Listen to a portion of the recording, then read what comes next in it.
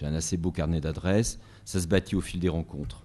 Alors, il y a des moments d'accélération. C'est clair que lorsqu'on est dans le train fou de Vivendi les premières années, d'un seul coup, il y a un carnet d'adresses qui augmente considérablement. Alors, évidemment, ça s'entretient. Je veux dire, faut continuer à voir les gens, à partager.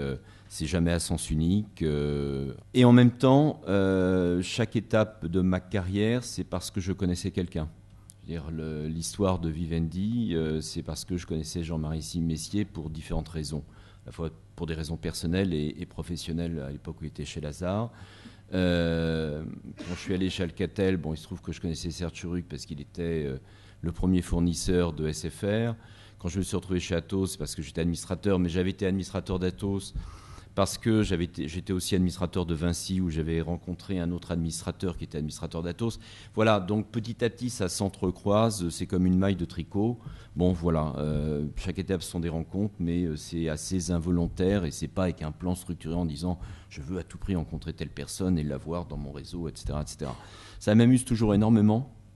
Je reçois quasiment quotidiennement des mails en disant voulez-vous rejoindre mon réseau, alors des gens que je connais ni Neve ni Nathan, qui sont soit français, soit du monde entier, ou je sais même pas comment ils ont eu mon nom.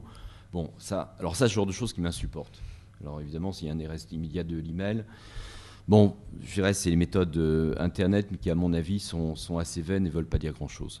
Le relationnel, le carnet d'adresses, ça se bâtit par la confiance, par les relations humaines, par le fait qu'on a du plaisir à se revoir, même si on ne fait que se croiser ou qu'on fait un dîner. Mais finalement, le monde est petit et on voit qu'on se recroise beaucoup plus souvent qu'on ne l'imagine, où on voit dans une réunion qu'un tel ou un tel dont on n'a pas entendu parler depuis 10 ans, et ça fait plaisir. Et effectivement, ça peut aider dans le déroulement de carrière, mais pour moi, c'est vraiment quelque chose qui se bâtit sur l'humain et sur la confiance.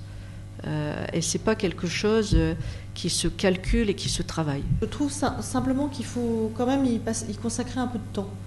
Et bon, maintenant, moi, mes enfants ont grandi, mais à la période terrible où je travaillais beaucoup, il fallait que je lève mes enfants, je m'occupe de ma famille. Je ne prenais pas forcément le temps d'aller déjeuner avec un tel ou un tel, enfin d'entretenir ou de passer même un coup de fil parce que quand même la vie quotidienne est extrêmement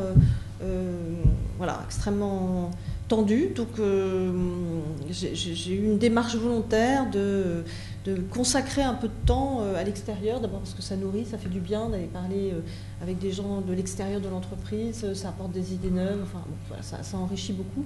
Mais il faut quand même le prévoir dans son agenda, c'est tout ce que je veux dire. Et c'est pas toujours facile, enfin, pour les femmes en particulier, quand on doit tout assumer en même temps, c'est pas évident.